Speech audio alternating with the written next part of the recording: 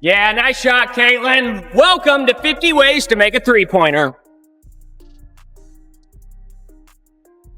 Did you catch the electrifying roar surrounding women's professional basketball? One singular talent, a generational phenom, has unleashed a revolution, instantly propelling the league into the national conversation and igniting unprecedented buzz. Her very presence guarantees packed houses. Her collaborations shatter records, reaching audiences thought unreachable just months ago. Yet beneath the dazzling headlines and viral euphoria, an uncomfortable truth is quietly surfacing. Because even as one star elevates the entire game, another equally celebrated for their online dominance and captivating personality is seeing their most anticipated matchups play out before dishearteningly empty seats, with tickets sometimes selling for less than a cup of coffee. Cheapest one. After her injury was announced and people knew that she wasn't going to be playing, the lowest ticket price dropped to $3.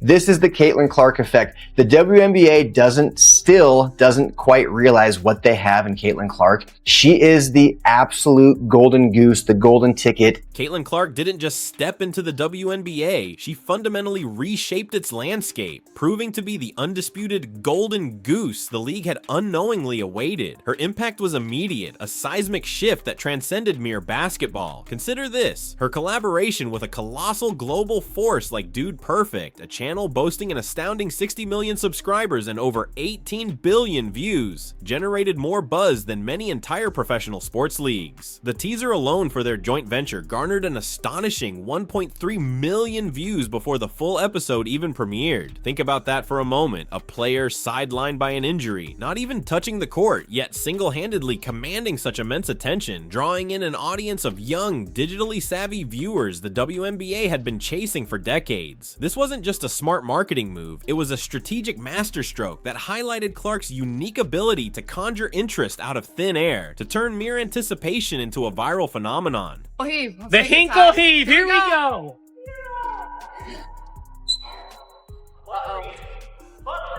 Yes! Her presence ensured sold-out arenas, shattered viewership records, and an unprecedented influx of fresh eyes. Not just from die-hard basketball fans, but from casual observers drawn by the sheer spectacle of her unmatched charisma and talent. Every city she visited saw ticket prices skyrocket, with desperate fans paying exorbitant sums just for a glimpse of her. This was the Caitlyn Clark effect in its purest form, an economic force that seemed capable of lifting the entire league on her shoulders. Which one went in? 3, 2, 1. Thank you guys.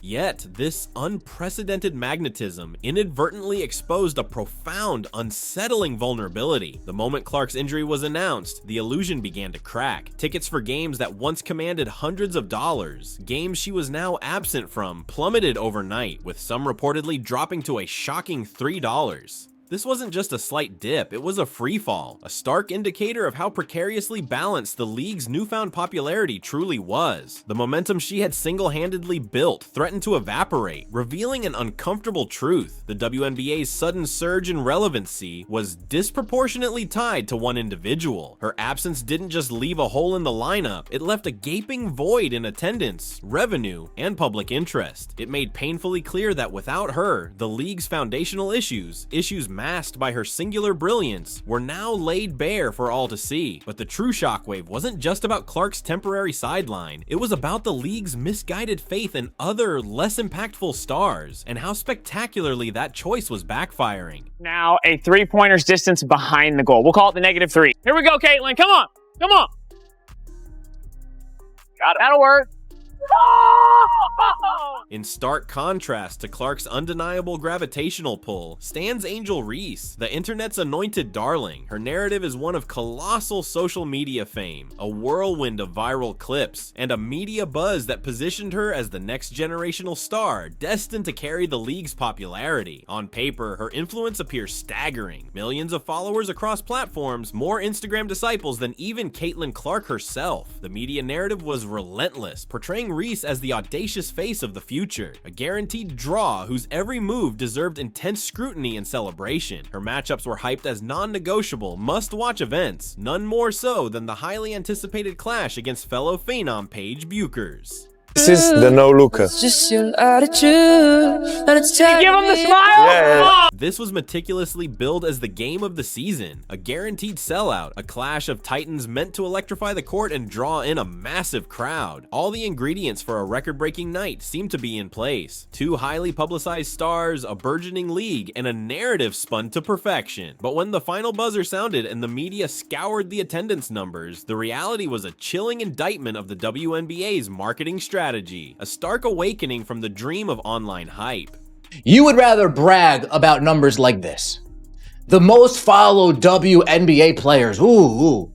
The Wintrust Arena in Chicago, a relatively modest venue with a maximum capacity of just 10,000 seats, wasn't merely short of a sellout, it was conspicuously empty in places. Only 9,025 people showed up. For a game of this supposed magnitude, this wasn't just a minor disappointment, it was a profound failure. Think about the audacity of it. Thousands of seats remained stubbornly empty, despite tickets being available for as little as 20, less than what many people spend on a casual lunch. This wasn't some obscure low-stakes game buried in the regular season schedule. This was the event the media proclaimed as the biggest matchup of the season. Last night, they were in the Wintrust Center, the Wintrust Arena, which holds a capacity of 10,000 fans. Their first matchup, they draw a whopping 9,025 people. If Angel Reese and Paige Buchers, two of the most aggressively hyped names in women's basketball today, couldn't manage to sell out an affordable game like this, what does that truly reveal about the state of the league? It's an undeniable confirmation. Social media fame, no matter how vast, does not inherently translate into real-world fan engagement, into bodies and seats, into sustained revenue. The WNBA, it seems, was caught in a digital mirage, desperately mistaking likes and shares for actual paying, devoted fans. This wasn't just about disappointing attendance, it revealed a deep, unsettling disconnect between the league's manufactured hype and the harsh, statistical truth of fan investment. But the empty seats were just one piece of this unfolding mystery. What was happening on the court, day after day, was even more disturbing, fundamentally undermining the very premise of Reese's superstar status. I mean, it's more statistical proof, data, to confirm exactly what we've been saying, that Caitlyn Clark is driving this whole ship, this whole bus. She's driving it, everybody else get in the back. The chasm between Angel Reese's online celebrity and her actual athletic contribution isn't just a talking point, it's a glaring statistical reality that undermines the entire edifice of her perceived stardom. The media has tirelessly sculpted her image as a dominant force, the undisputed future of the league, a player whose mere presence on the court should guarantee electrifying performances. But when you strip away the social media bravado, the viral dance clips, and the carefully curated narratives, and instead look at the raw numbers of her on-court output, the hype begins to feel utterly hollow. When you see Angel Reese and Paige Buchers locking horns for the first time in the WNBA, you would expect a sellout, wouldn't you?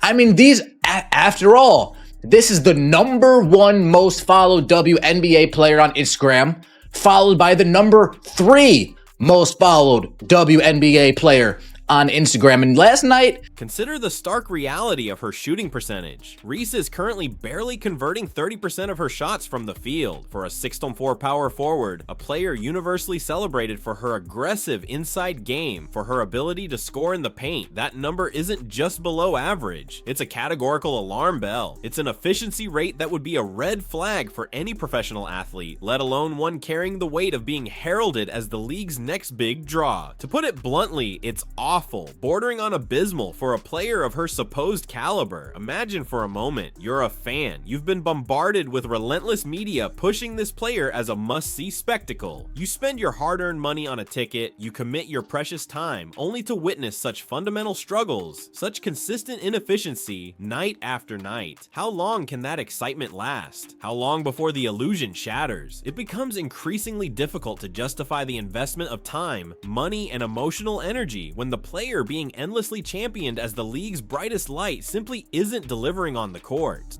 Where are you guys? Where are the Paige Buchers supporters? Where are the WNBA supporters? Where are the Reese's Pieces? Where are you guys at?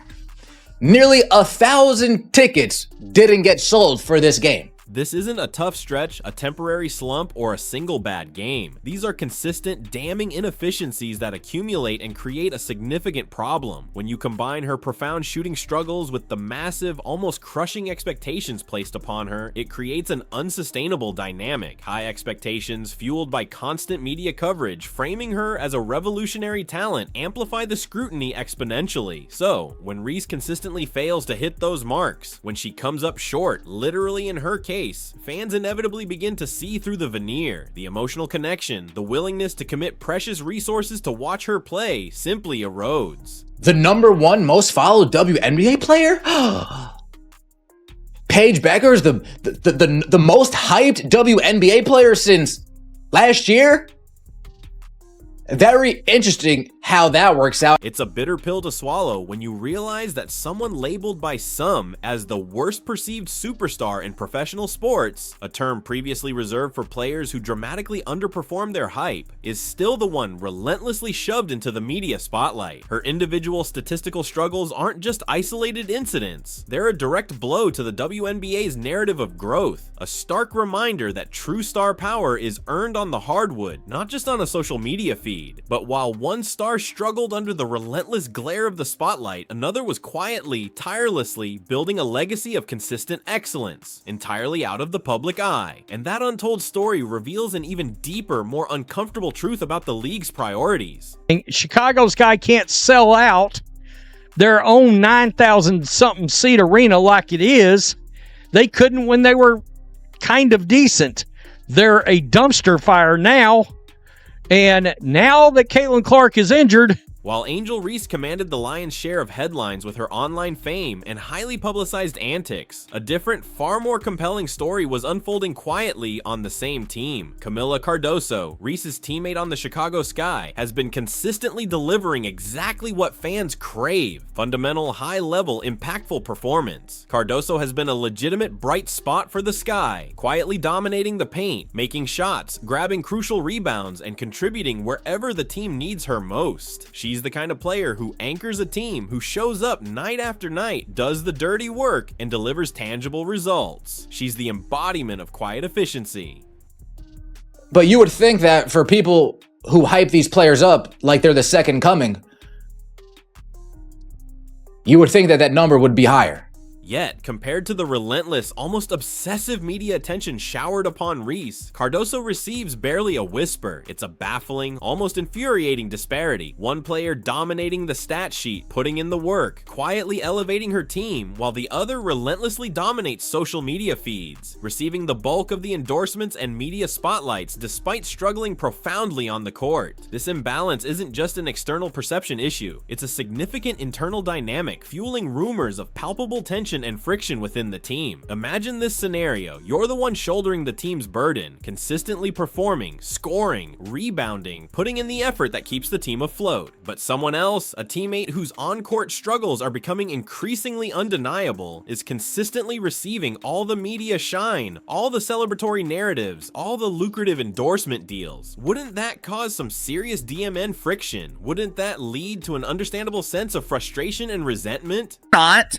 I actually watched a few minutes of the game last night. Obviously, I was not watching for the pretend basketball. I would rather watch one of my dogs hump the pillows over on the couch than sit through 2 hours of Angel Reese displaying her complete lack of athleticism. One particularly brutal yet insightful source even went so far as to describe the media's relentless promotion of Reese, despite her glaring on-court struggles, as polishing the turd. A crude but accurate analogy for trying to convince the public that something lacking substance is indeed valuable. It suggests a calculated effort to manipulate public perception, to manufacture a star rather than allowing one to naturally emerge through merit. This highlights a fundamental problem. The league and its media partners are not merely promoting, they are in effect trying to create a reason for fans to tune in, even when the foundational elements of on-court performance are visibly crumbling. we got some more statistical data that Angel Reese may be the worst perceived superstar possibly in professional sports. The statistics reinforce this stark reality. Reese ranks dead last in the WNBA among all players who have attempted at least 35 layups, a staggering failure for a player whose game is predicated on her strength in the paint. This isn't just about individual performance, it's a direct reflection of a league prioritizing superficial fame over substantive skill, inadvertently undermining its own credibility in the process. This wasn't merely about individual players or a temporary dip in performance. It was a symptom of a much larger, insidious systemic flaw in how the WNBA was attempting to win over fans, a flaw that was beginning to threaten its very existence. 31.1 overall as a 6'4" power forward. That's awful. This is about to get a lot worse. All right, and this tells you right here, remember when everybody was talking about, oh, Angel Reese has been in the lab? This proves. Nah, I don't know what she's working on, but it's certainly not her inside game. The troubling pattern extends far beyond individual players. It's a profound systemic issue that is actively eroding the foundations of the entire WNBA. Low attendance isn't just about the visible spectacle of empty seats. It's a dangerous ripple effect that permeates every single corner of the league's economic and strategic health. When fans don't show up, it starves the system of vital revenue, impacting everything from merchandise sales and crucial sponsorship deals to critical TV ratings and, perhaps most devastatingly, the very possibility of sustained investment and growth. Advertisers, networks, and potential team owners don't invest in a fleeting dream. They invest in tangible numbers, in proven returns. They rely on consistent fan engagement, on packed arenas, and soaring viewership to justify every single dollar they commit. From the construction of new training facilities and state-of-the-art arenas to the negotiation of lucrative broadcast deals. Zoop had a single double or a double single. And the Chicago Sky finally won their first game of the season. They finally won their first game of the season. Not only did you miss Camila Cardoso showing out, you guys missed Paige Beckers. Might have been Paige Beckers' best game as a WNBA player thus far. The simple, brutal, and undeniable truth is this: no fans, no money. And if there's no money flowing into the system, there's no money to reinvest, to build, to expand, to truly professionalize the league. The Reese versus Booker's game wasn't an isolated anomaly. It was a vivid microcosm of a widespread endemic problem. Games featuring other highly touted players and exciting rivalries, such as the Chicago Sky's matchups against the New York Liberty and the Dallas Wings, also failed to pack the house. Both were billed as significant contests, yet neither managed to capture the public's imagination enough to ensure a sellout. A game last night that actually showed Camila Cardoso being the focal point of the Chicago Sky offense. Tyler Marsh. Maybe it took a while for the fans to beat it over your head. That's your number one player right there. That's your go-to player right there.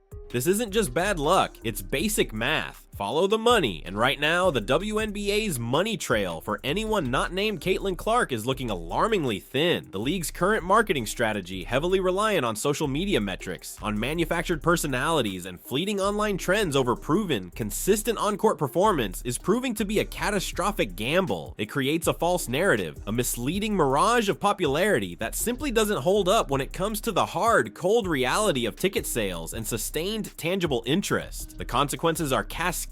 Empty seats lead directly to less funding for crucial improvements, fewer resources for teams, and perhaps most damaging of all, a shrinking media footprint. When the fans aren't physically there, the cameras eventually turn away. If any offense is revolving around anybody on this team, that's the player. 23 points, 8 rebounds, 9 for 13. She would have had more than 23 points. She found herself in a little bit of foul trouble come the second quarter. But Camila Cardoso was hot last night. Team coverage shrinks to a bare minimum, national networks begin to look for more profitable ventures, and the whispers of team relocations, or even worse, contraction, become deafening. It's a slippery slope the WNBA cannot afford to slide down, especially when some of its games are already relegated to streaming-only platforms like Amazon Prime, a clear sign that traditional networks aren't seeing enough broad appeal to justify prime broadcast slots. The question now isn't if the WNBA is in trouble, it's how deep the crisis truly runs and what the future holds for a league standing at a critical precipice. The Chicago Sky fans should be especially considering her teammate is on this list, and it's downright embarrassing when you see them together.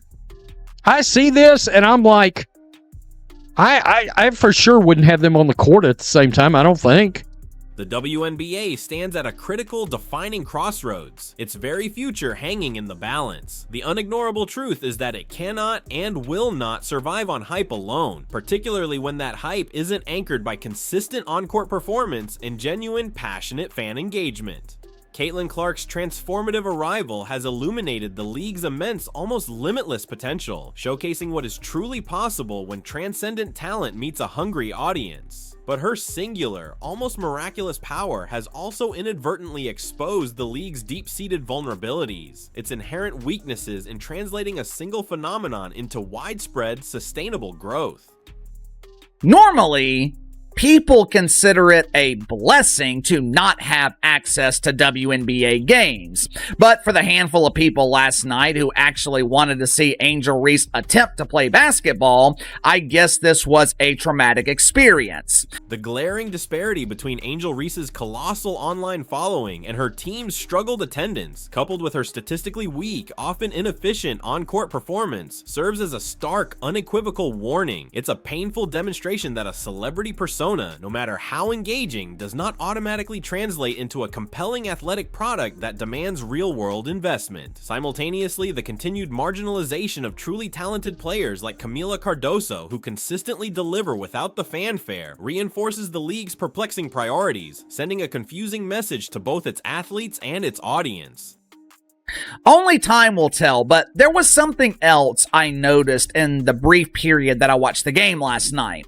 The Chicago Bravado, they are marketing the wrong player. Believe it or not, the Bravado have a player on the roster that actually knows how to play basketball. The WNBA has banked heavily on the superficial allure of social media stardom, tragically mistaking fleeting online engagement, likes, shares, viral clips for an enduring, dedicated fan base willing to open their wallets and commit their time. This profound miscalculation, if left unaddressed, risks alienating the very fans it desperately needs to cultivate for any hope of long-term survival. The solution isn't simply about signing more viral players or manufacturing more online controversies. It's about a radical, fundamental shift in philosophy.